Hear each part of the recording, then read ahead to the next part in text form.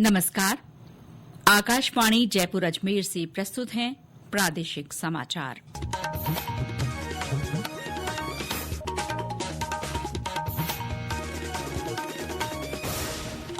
मुख्य समाचार।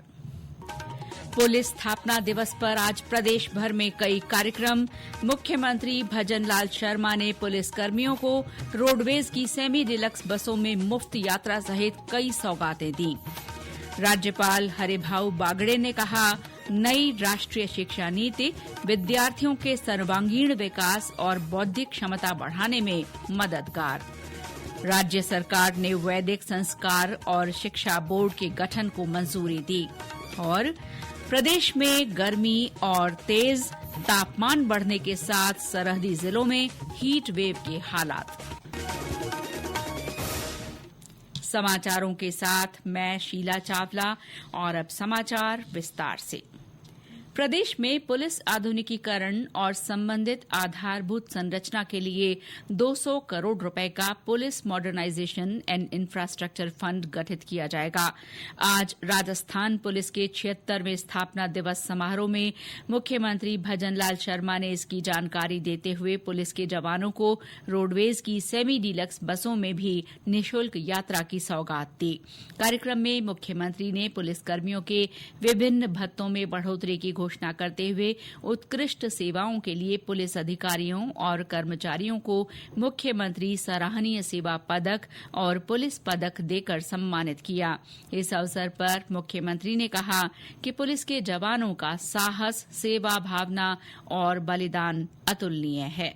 कांस्टेबल से सहायक उप निरीक्षक स्तर के कर्मियों को बढ़ती भत्ते के जो 7,000 रूपए से बढ़ा करके 8,000 रूपए करने की घोषणा करता हूँ। साथ ही पुलिस निरीक्षक तक के अधिकारियों का मेस भत्ता भी बढ़कर के 2,700 रूपए किया जाएगा। सभी को जानकर हर्ष होगा कि पुलिस बल के साथ ही जन सेवा के लिए प्रेरित करने की दृष्टि से जेल कर्मियों, होमगार्ड, नर्सिंग कर्मियों, पैरामेडिकल स्टाफ, वन कर्मियों एवं चतुर्थ श्रेणी कार्मिकों भी देय भत्तों में वृद्धि प्रस्तावित है। मैं घोषणा करता हूं कि इन पुलिस कर्मियों को एक्सप्रेस श्रेणी की बसों के अतिरिक्त सेमी डीलक्स बसों में भी निःशुल्क यात्रा की सुविधा उपलब्ध कराई जाए।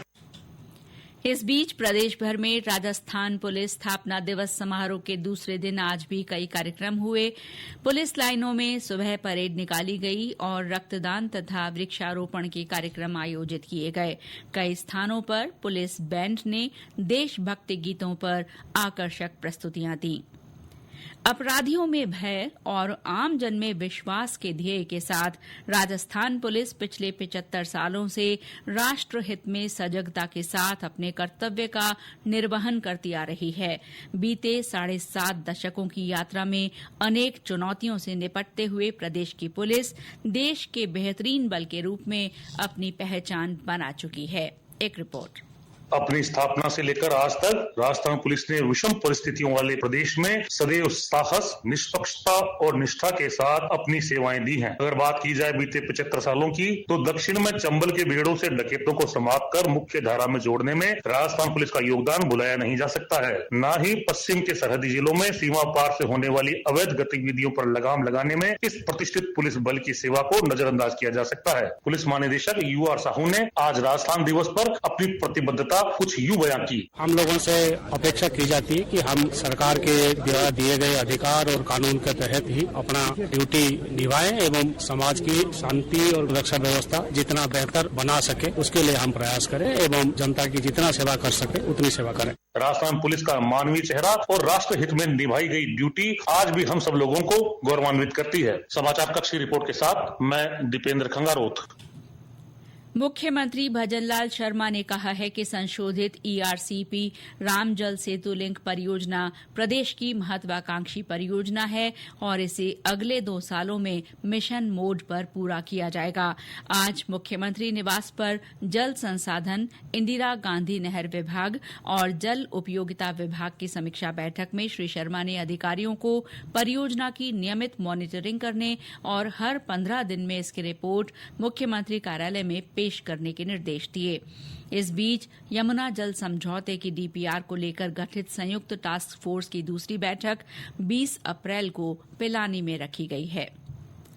राज्यपाल हरिभाऊ बागड़े ने कहा है कि नई राष्ट्रीय शिक्षा नीति विद्यार्थियों के सर्वांगीण विकास और बौद्धिक क्षमता बढ़ाने से जुड़ी है।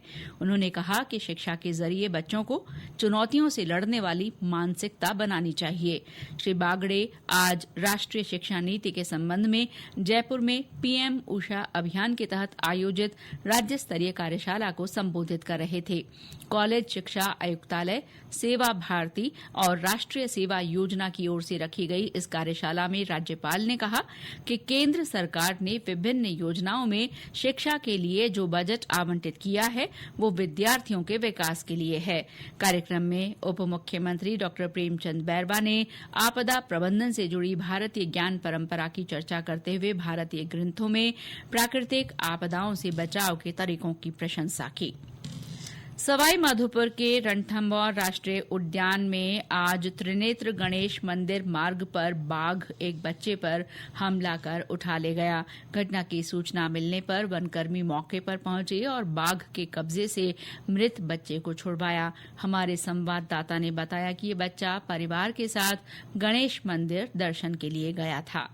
रणथंभौर राष्ट्रीय उद्यान में आज त्रिनेत्र गणेश मंदिर मार्ग पर अमराई क्षेत्र में बाघ द्वारा बच्चे पर अचानक हमला कर उसे उठा ले जाने की घटना के बाद मौजूद दर्शनार्थियों में अफरा तफरी मच गई। घटना की सूचना के बाद गणेश धाम नाके से वनकर्मी तुरंत घटना स्थल पर पहुंचे, जहां बाघ बच्चे को दबोच कर बैठा था। बड़ी मशक्कत के बाद बच्चे को बाघ के कब्जे से मुक्त करवाकर सामान्य चिकित्सालय पहुंचाया गया, जहां चिकित्सकों ने बच्चे को मृत घोषित कर दिया है। गौरतलब है कि आज बुधवार के चलते गणेश मंदिर मार्ग पर भारी भीड़ थी। वन विभाग से प्राप्त जानकारी के अनुसार इस क्षेत्र में बाघिन और उसके 3 शावकों का विचरण रहता है। ऐसे में फिलहाल हमलावर बाघ की पहचान नहीं हो पाई है। सतीश वर्मा, आकाशवाणी समाचार, सवाई माधोपुर। ये समाचार आकाशवाणी जयपुर अजमेर से प्रसारित किए जा रहे हैं।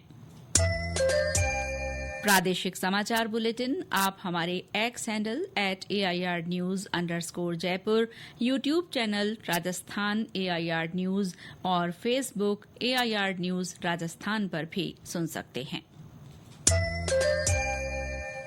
राज्य सरकार ने वैदिक संस्कार और शिक्षा बोर्ड के गठन को मंजूरी दे दी है। संस्कृत शिक्षा विभाग के संयुक्त शासन सचिव कैलाश चंद्र यादव ने इस संबंध में आदेश जारी किए हैं।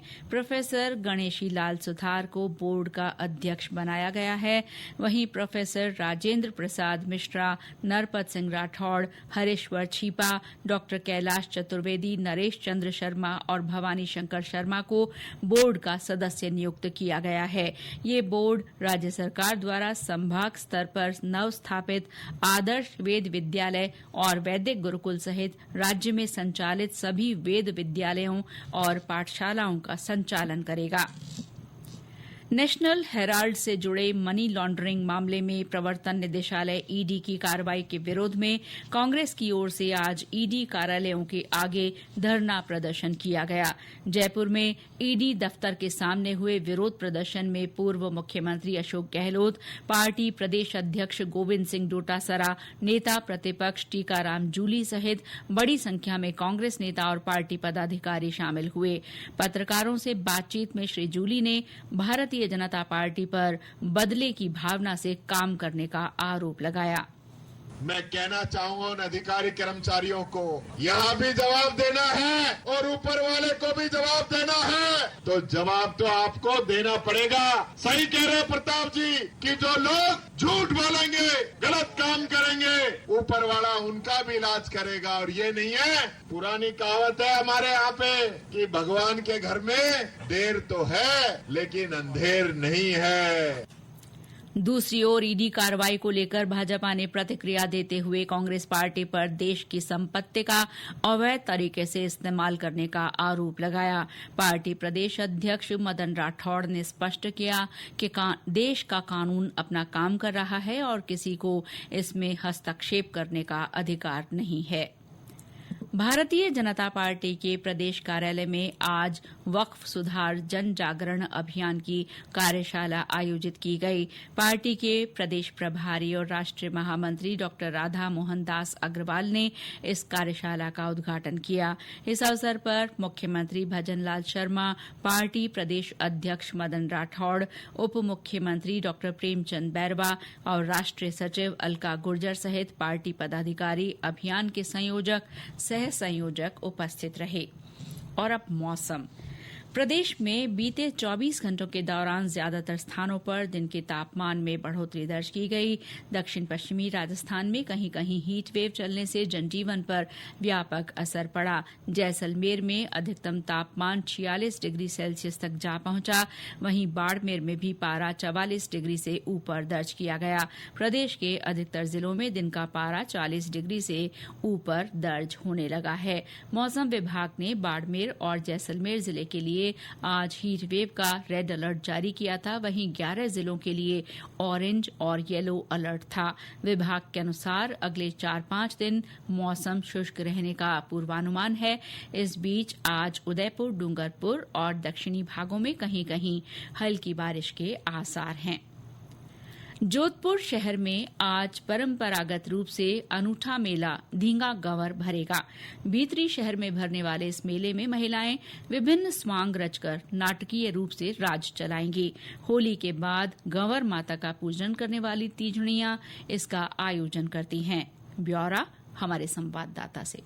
धींगागढ़ उत्सव के तहत हाथी चौक, चाचा की गली, ब्रह्मपुरी में विशेष कार्यक्रम आयोजित किए जाएंगे। जूनी मंडी, पोंगलपाड़ा, सुनारों की घाटी, जालप मोहल्ला सहित अनेक स्थानों पर गंवर माता विराजित होगी। यहाँ तीजड़ियां पहुंचकर गंवर माता के गीत प्रस्तुत करेगी। महिलाएं समूह में देवी देवता और गंवर ईश्वर का स्वांग रचकर हाथ में छड़ी लेकर सगे संबंधियों के यहाँ जाकर गंवर माता का गीत पेश करेगी। रात में कई मोहल्लों में तीजड़ियां 4 पहर में गंवर माता की आरती करेगी। अंतिम आरती के बाद भोलावणी के साथ 16 दिन के पूजन का आज रात समापन होगा। इस पूजन में बेंत का विशेष महत्व है। बेंत को समृद्धि का प्रतीक माना जाता है। 16 दिनों तक बेंत की विशेष पूजा होती है और इसे ईश्वर के गणगौर के रूप में पूजा जाता है। रामेश्वर बेड़ा, आकाशवाणी समाचार, जोधपुर।